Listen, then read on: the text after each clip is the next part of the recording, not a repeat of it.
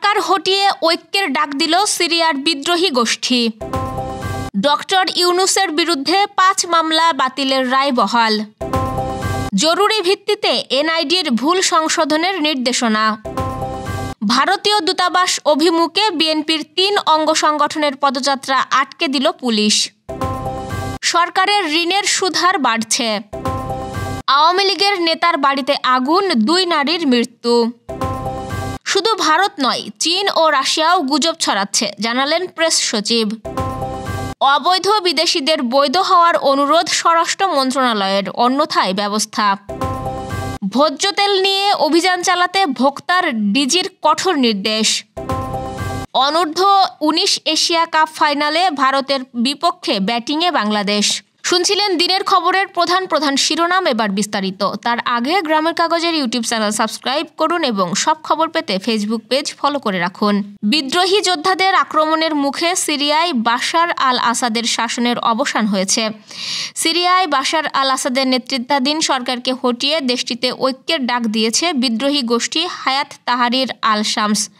গোষ্ঠীর রাজনৈতিক বিভাগ দ্য অ্যাডমিনিস্ট্রেশন অব পলিটিক্যাল অ্যাফেয়ার্সের পক্ষ থেকে এক বিবৃতিতে এ তথ্য জানানো হয়। বিবৃতিতে বলা হয়, সিরিয়ার মুক্তি তার সকল সন্তানদের জন্য একটি বিজয়, যারা এর ভূমি ও জনগণের ঐক্যের জন্য আত্মত্যাগ করেছে।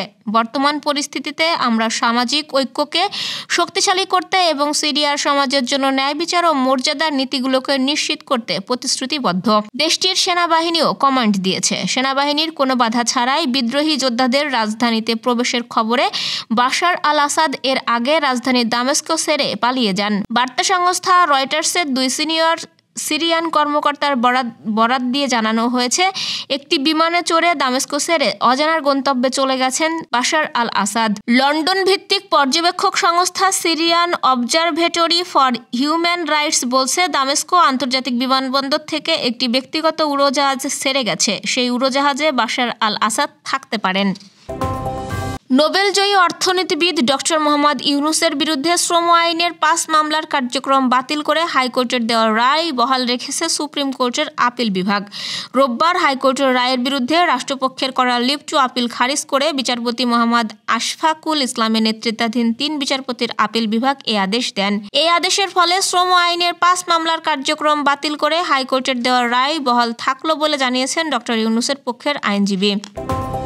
জাতীয় পরিচয়পত্রে কারো তথ্যগত ভুল থাকলে তা সংশোধনের আবেদন করতে বলেছে নির্বাচন কমিশন। আগামী 2 জানুয়ারির আগে সংশ্লিষ্ট উপজেলা ও থানা শিক্ষা অফিসে গিয়ে এ ভুল সংশোধনের আবেদন করতে বলা হয়েছে। রোববার নির্বাচন কমিশন সচিবালয়ের পরিচালক শরীফুল আলম স্বাক্ষরিত এক সংবাদ বিজ্ঞপ্তিতে জানানো হয়েছে এ তথ্য। এতে বলা হয়েছে, আগামী 2 জানুয়ারি খসড়া ভোটার তালিকা প্রকাশ করা হবে। যাদের এনআইডিতে ভুল আছে তাদের জরুরি ভিত্তিতে এই সময়ের আগেই সংশ্লিষ্ট উপজেলা বা থানা নির্বাচন অফিসে গিয়ে ভুল সংশোধনের জন্য অনুরোধ করা হলো। ভারতীয় হাইকমিশন অভিমুখে বিএনপির 3টি অঙ্গ সংগঠনের যৌথ প্রতিবাদী পদযাত্রা ও স্মারকলিপি প্রদান কর্মসূচি আটকে দিয়েছে পুলিশ। রোববার দুপুর 12:35 দিকে রামপুরা ব্রিজের ওপর ব্যারিকেড দিয়ে পদযাত্রাটি আটকে দেন তারা। এর আগে বেলা 11:30টার দিকে নয়াপল্টনে দলটির কেন্দ্রীয় কার্যালয়ের সামনে থেকে এই কর্মসূচি শুরু হয়। ভারতীয় দূতাবাস অভিমুখে যৌথ প্রতিবাদী পদযাত্রা শুরু করে ছাত্রদল, যুবদল ও স্বেচ্ছাসেবক দলের নেতাকর্মীরা। রাজধানীর নয়াপল্টনে বিএনপির কেন্দ্রীয় কার্যালয়ের সামনে থেকে এই পদযাত্রা শুরু হয়। পদযাত্রা শুরুর আগে সংক্ষিপ্ত সমাবেশে প্রধান অতিথির বক্তব্য রাখেন বিএনপির সিনিয়র যুগ্ম মহাসচিব রুহুল কবির রিজভী। ট্রেজারি বিল ও বন্ডের পাশাপাশি বাংলাদেশ ব্যাংক বিলের বিপরীতে বাজার থেকে টাকা তুলেছে কেন্দ্রীয় ব্যাংক। এরই মধ্যে 3টি নিলামে উত্তোলন করা হয়েছে 1254 কোটি টাকা। প্রথম 2 দিনের তুলনায় গত সপ্তাহে নিলামে বেশি সুদ দিয়েছে কেন্দ্রীয় ব্যাংক। বাংলাদেশ ব্যাংক বিলের নিলামের প্রভাবে ট্রেজারি বিল ও বন্ডে অর্থাৎ সরকারের ব্যাংক ঋণে সুদের হার বাড়ছে। মৌলভীবাজারে প্রাক্তন ইউপি চেয়ারম্যান ও আওয়ামী লীগ নেতা রুমেল আহমেদের বাড়িতে অগ্নিকাণ্ডের ঘটনা ঘটেছে। এতে রুমেল চেয়ারম্যানের মা ও তার মাকে দেখাশোনার জন্য প্রতিবেশী এক নারী ঘরেই দগ্ধ হয়ে মারা যান। রোববার ভোরের দিকে সদর উপজেলার মুস্তাফাপুর ইউনিয়নের মুস্তাফাপুর গ্রামে এ ঘটনা ঘটে। নিহতরা হলেন গিয়াসউদ্দিনের স্ত্রী ফুলসা বিবি ও বাবুল ইসলামের স্ত্রী মেহরুন্নেসা। কি কারণে এই অগ্নিকাণ্ডের ঘটনাটি ঘটেছে পুলিশ এখনও নিশ্চিত বলতে পারেনি। তবে বৈদ্যুতিক শর্ট সার্কিট থেকে ঘটনাটি ঘটতে পারে বলে তাদের ধারণা।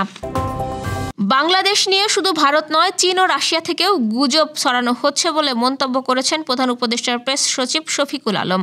রোববার সকালে নতুন বাংলাদেশ অর্জন, চ্যালেঞ্জ এবং উত্তরণ শীর্ষক আলোচনায় তিনি এই মন্তব্য করেন। শফিকুল আলম বলেন, অনেকেই বাংলাদেশ আফগানিস্তানি রাষ্ট্র হয়ে যাচ্ছে বলে প্রোপাগান্ডা চালাচ্ছে। তাদের এদেশের মানুষের সাথে কথা বলে বিভ্রান্তি দূর করা উচিত। তিনি আরও বলেন, ভারত নয়, চীন ও রাশিয়া থেকেও গুজব ছড়ানো হচ্ছে। সচক্ষে বাস্তবতা দেখে যাওয়ার জন্য তাদের বাংলাদেশে আমন্ত্রণ জানাই। অবৈধভাবে দেশে অবস্থান বা কর্মরত বিদেশিদের দ্রুত বৈধ হওয়ার অনুরোধ করেছেন স্বরাষ্ট্র মন্ত্রণালয়। অন্যথায় সে সকল বিদেশিদের বিরুদ্ধে আইনানুগ ব্যবস্থা নেওয়া হবে বলে জানায় মন্ত্রণালয়।